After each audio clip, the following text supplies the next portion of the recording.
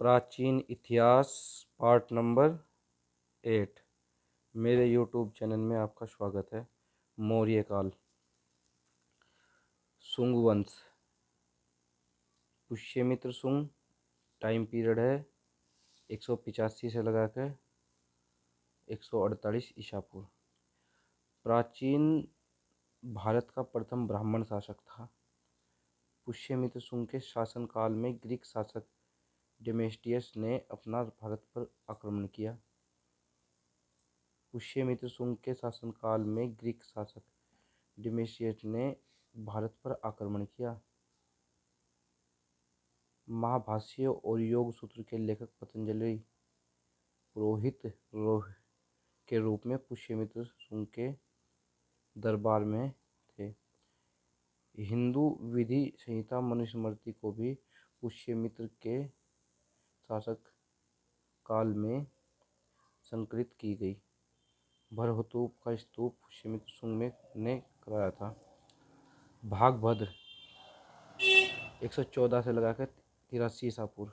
विदिशा मध्य प्रदेश से प्राप्त हेलियोडोरस स्तंभ से हमें राजा भागभद्र की जानकारी मिलती है। हेलियोडोरस का राजदूत था और उसने इस स्तंभ को भागवत विष्णु समर्पित किया। देवभूति 187 से लगाकर 75 ईसा पूर्व। सुंग वंश का अंतिम शासक, उसकी हत्या उसके सेनापति वासुदेव ने की। बहुत इंपॉर्टेंट है। कर्ण वंश काल इसका 75 से 30 ईसा पूर्व। यह मगध का दूसरा ब्राह्मण वंश था। इस संस्थापक वासुदेव थे। इस वंश का अंतिम शासक सुशर्मन बहुत ज़्यादा इम्पोर्टेंट है। इसकी हत्या हड़प्पा सिंधु या सिमुक ने की।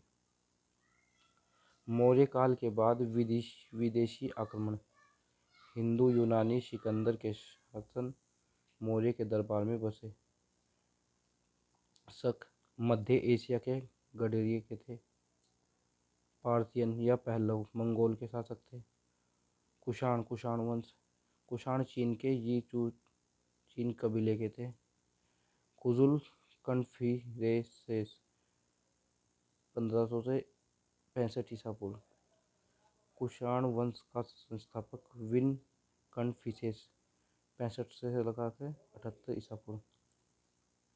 भारत का प्रथम शासक जिसने शुद्ध सोने के सिक्के चलवाए, कनिष्क 78 से लगाकर 102 ईसा पूर्व। कनिष्क ने 28 में शक संवत की शुरुआत की थी। मुख्य राजधानी पुरुषपुर थी, जिसे पेशावर कहते हैं। द्वितीय राजधानी मथुरा थी। राजकीय कवि अशोक घोष बुद्ध चरित्र। राजवेदता चरक संहिता इसके द्वारा लिखी गई थी। अन्य विद्वान नागार्जुन कनिष्क के दरबार में थे, ने शून्यवाद प्रतिपादन किया और उन्हें भारत का आइंस्टीन कहा जाता है। कनिष्क ने रेशम मार्ग पर अधिकार कर लिया था। प्रथम शताब्दी ईसा पूर्व में कुंडल वन कश्मीर में चौथी शताब्दी संगति का आयोजन किया गया।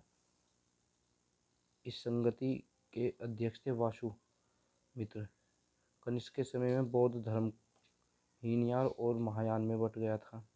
कनिष्क के शासनकाल में 2 प्रकार की मूर्ति कला का विकास हुआ था: गांधार मथुरा। गुप्त वंश एवं वर्धन वंश। गुप्त वंश का संस्थापक श्रीगुप्त 240 ईसा पूर्व से 280 ईसा पूर्व। श्रीगुप्त उत्तराधिकारी घटोत्कच 280 से 220 ईसा पूर्व 319। चंद्रगुप्त प्रथम 319 से 335 ईसा पूर्व। गुप्त वंश का प्रथम स्वतंत्र शासक चंद्रगुप्त प्रथम था। वह एक शक्तिशाली राजा था और उसने महाराजा धीराज की उपाधि धारण की थी। यही वो पहला शासक था जिसने महाराजा धीराज की उपाधि धारण की थी। 319 ईसा पूर्व में चंद्रगुप्त प्रथम ने गुप्त वंश संवत की शुरुआत की। उसका विवाह एक लिच्छवी की राजकुमारी से हुआ, देवी से हुआ, और उसने नया राज्य राजा रानी प्रकार का सिक्का चलाया, चांदी के सिक्के का प्रचलन किया। समुद्रगुप्त 335 से 375 ईसा पूर्व। पत्नी दत्ती देवी, उसने सवे को लिच्छवी दोहित्री कहा। पूछ ले लिच्छवी दोहित्री किसे कहा जाता है? समुद्रगुप्त को। बी ए स्मिथ ने उसे भारत का नेपोलियन कहा। भारत का नेपोलियन किसे कहा? और वह प्रथम शासक था जिसने दक्षिण भारत जीता। दक्षिण अभियान को पूरा करने के लिए समुद्रगुप्त का सेनापति वीरसेन था। समुद्रगुप्त के राजकवि हरिसेन के द्वारा प्रयाग प्रशिष्ट की रचना की गई। समुद्रगुप्त संगीत प्रेमी था।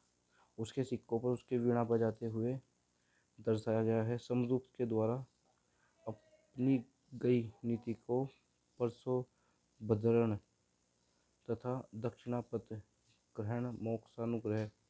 समुद्रगुप्त विजेता के साथ साथ कवि, संगीतज्ञ और विद्या का संरक्षक भी था। उसने महान बौद्ध विद्वान वसुबंधु को संरक्षण दिया। वीडियो को लाइक, शेयर, कमेंट्स